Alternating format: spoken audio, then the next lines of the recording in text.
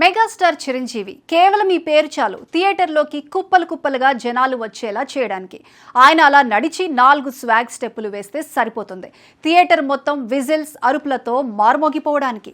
అలాంటి స్టార్డమ్ కలిగిన చిరంజీవి తన 71 ఏళ్ల వయసులో కూడా 17 ఏళ్ల పిల్లాడిలా మారి సినిమా కోసం కష్టపడే విధానం చూస్తే ఎవరికైనా ఇది కదా డెడికేషన్ అనిపిస్తుంది. త్వరలో చిరంజీవి బాబీ కొల్లి దర్శకత్వంలో మెగా 158 అన్న సినిమాని చేయబోతున్న విషయం మనందరికీ తెలిసిందే.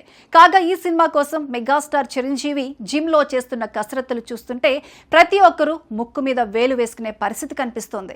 సాధారణంగా మెగాస్టార్ లాంటి స్టార్డమ్ ఉన్న హీరోలు ఎవరైనా కేవలం ముఖం చూపించి డూప్లతో సినిమా నడిపించినా సరే ప్రేక్షకులు వారి కోసం సినిమాని ఎగబడి మరీ చూస్తారు. ఇప్పుడున్న చాలా మంది హీరోలు కూడా అలాంటి పనులే చేస్తూ ఉంటారు. కానీ మెగాస్టార్ మాత్రం తన సినిమా కోసం కష్టపడే విధానం ప్రస్తుతం అందరినీ ఆశ్చర్యపడేలా చేయటమే కాదు, ఈయనను చూసి మనం ఎంతో నేర్చుకోవాలి అన్న ఇన్స్పిరేషన్ ను కూడా ఆయన అభిమానుల్లో మరియు ప్రేక్షకుల్లో కలిగిస్తుంది.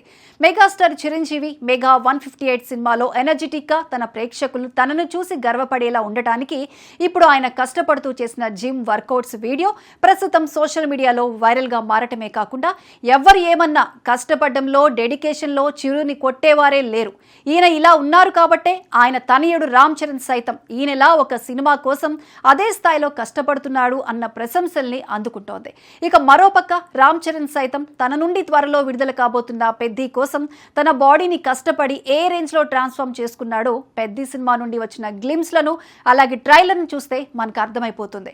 అందుకే తండ్రికి తగ్గ తనయుడిగా రామ్ చరణ్ గ్లోబల్ స్టార్ గా ఎదిగాడు. కానీ ఇప్పుడు మెగాస్టార్ చిరంజీవి తన సినిమా కోసం కష్టపడే విధానం అలాగే ఆ జిమ్ వర్కౌట్స్ చూస్తే మాత్రం చిరంజీవికి ఈ టైంలో ఒకే ఒక డైలాగ్ వాడొచ్చు అనిపిస్తుంది. అదే నేను నీ బాబునిరా అని. ఇక ప్రస్తుతం చిరంజీవి మెగా 158 కోసం చేసే జిమ్ వర్కౌట్స్ ప్రేక్షకుల్లో ఈ సినిమాతో వీరిద్దరి కాంబో మరోసారి బ్లాక్ బస్టర్ హిట్ ని వారి ఖాతాలో వేసుకోవడం ఖాయమనే అంచనాలను క్రియేట్ చేస్తోంది. కాగా ఈ సినిమా మే 21న అనగా మరో 2 నుండి 3 రోజుల్లో పూజా కార్యక్రమాన్ని జరుపుకొని షూటింగ్ ని మొదలు పెట్టబోతోంది.